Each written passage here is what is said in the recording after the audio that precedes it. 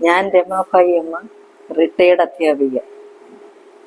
ആദ്യമായി രാജുവിനോടും ഇങ്ങനെ നിങ്ങളുടെ ചാനൽ നവകേരള ചാനലിനോടും ഇങ്ങനെ ലഹരി വിരുദ്ധ സംരംഭത്തിന് ഇറങ്ങിയതിന് അഭിനന്ദനങ്ങൾ.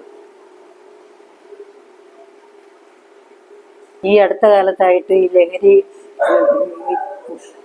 ലഹരി ഉപയോഗികളുടെ ഉപദ്രവം വളരെ കൂടുന്നുണ്ട്. അവർ കാണിക്കുന്ന വിക്രിയകളും അക്രമങ്ങളും ഒക്കെ നമുക്ക് മനുഷ്യൻ സഹിക്കാനൊക്കാത്തതിനപ്പുറമായി തീർന്നിട്ടുണ്ട്. അതുകൊണ്ട് ഇതിനൊരു പരിഹാരം കണ്ടേ മതിയാവും. അതിന് ഒരു കൂട്ടായ പ്രവർത്തനം ആവശ്യമാണ് നിർത്താൻ വേണ്ടി.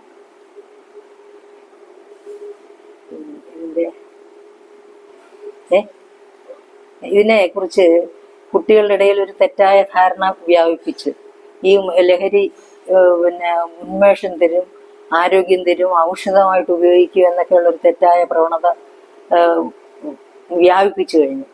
അത് ഏറ്റവും വളരെ തെറ്റാണ്. ഇത് ഔഷധമായിട്ട് അഥവാ ഉപയോഗിക്കുന്നെങ്കിൽ തന്നെയും വളരെ ചെറിയ തന്മാത്രകൾ മാത്രമേ അതിനായിട്ട് ഉപയോഗിക്കാറുള്ളൂ. അല്ലാതെ അളവിൽ ശരീരത്തിൽ ചെന്നാൽ വളരെ പ്രതികരണങ്ങളാണ് അവരുണ്ടാക്കുന്നത്. ഈ കാണിക്കുന്ന കോപ്രായങ്ങളെല്ലാം അത് ശരീരത്തിൽ എത്തിയതിൻ്റെ പ്രത്യാഘാതങ്ങളാണ്. അതുകൊണ്ട് തീർച്ചയായിട്ടും ഇതിൽ നിന്ന് മോചനം നേടേണ്ടത് അത്യാവശ്യമാണ്. നമ്മുടെ ഇപ്പൊ ഗവൺമെന്റ് ഇതിന് വേണ്ടുന്ന ഒരു പ്രോത്സാഹനമൊക്കെ കൊടുക്കുന്നുണ്ട്. പക്ഷെ ഗവൺമെന്റ് പ്രോത്സാഹനം കൊടുക്കുന്നെങ്കിലും ആ ഗവൺമെന്റിന്റെ കൈകൾക്ക് ബലം കൊടുക്കേണ്ടുന്നത് നിങ്ങൾ യുവാക്കളാണ്. അതുകൊണ്ട് കുട്ടികൾ മുമ്പുള്ള കാലത്തെ പോലല്ല ഇപ്പൊ കുട്ടികൾ വളരെ സംഘടിതവും ഇതിനൊക്കെ അടിമപ്പെട്ടുകൊണ്ടിരിക്കുകയാണ്. അപ്പോൾ അതുകൊണ്ട് ഇതിനെ എതിർക്കണമെങ്കിൽ രക്ഷകർത്താക്കളും കുട്ടികളും മറ്റ് പൊതുജനങ്ങളും എല്ലാം കൂടെ ചേർന്ന് കൂട്ടായി പ്രവർത്തിച്ചെങ്കിൽ മാത്രമേ ഇതിൽ നിന്ന് നമുക്ക് മോചനം നേടുകയുള്ളൂ. ഇപ്പോൾ ഓരോ കുടുംബവും ഒരു കുട്ടി നശിക്കുന്നതോടുകൂടി ഒരു കുടുംബം തകരുകയാണ്. ആ കുടുംബം തകരുന്നതിനനുസരിച്ച് കുടുംബം മാത്രമല്ല ഒരു സമൂഹം മാത്രമല്ല, അങ്ങനെ ഇത് രാജ്യവ്യാപകമായിട്ട് നശിച്ചുകൊണ്ടിരിക്കുക. ഇതിന് എത്രയും പെട്ടെന്ന് ഒരു പരിഹാരം കണ്ടെത്തേണ്ടത് നമ്മുടെ അത്യാവശ്യമാണ്. ഈ ലഹരി മരുന്നുകളിൽ MDMA, കഞ്ചാവ്, ഇതൊക്കെയാണ് മയക്കുമരുന്നുകളിൽ ഉൾപ്പെട്ടത്.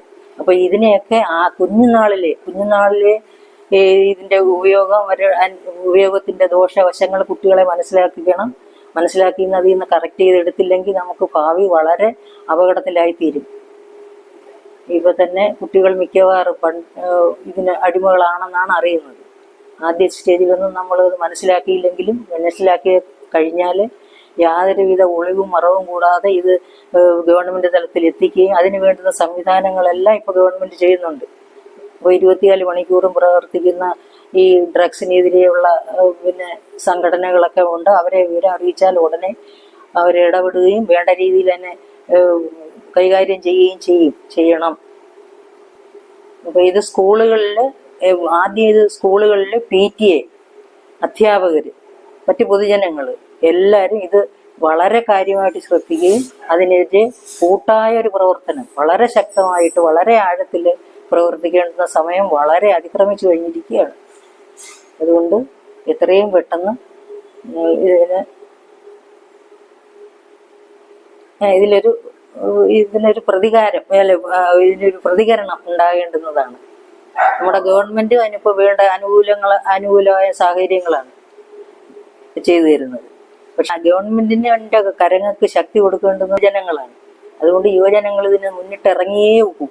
അതല്ലെങ്കിൽ വളരെ താമസിയാതെ തന്നെ നമ്മുടെ ഈ കുടുംബവും അംഗങ്ങളും എല്ലാം അപ്രത്യക്ഷമായി പോകും, നാമാവശേഷമായി പോകുന്ന ഒരു പ്രതിഭാസമാണ് ഇപ്പോൾ ഉള്ളത്.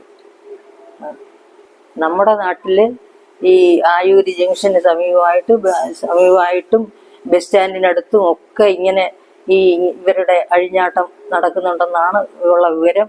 അതുകൊണ്ട് ഉണർന്ന് പ്രവർത്തിക്കണം. അത്യാവശ്യമായിട്ട് ഇതൊക്കെ ഒന്ന് ശ്രദ്ധയിൽ വരുത്തണം. പിന്നെ ഇതിനുവേണ്ടി പ്രവർത്തിക്കാൻ ഇറങ്ങിയ രാജുവിനോടൊപ്പം തന്നെ ആ ചാനൽ, നവകേരള ചാനലിനും എൻ്റെ അഭിനന്ദനങ്ങൾ.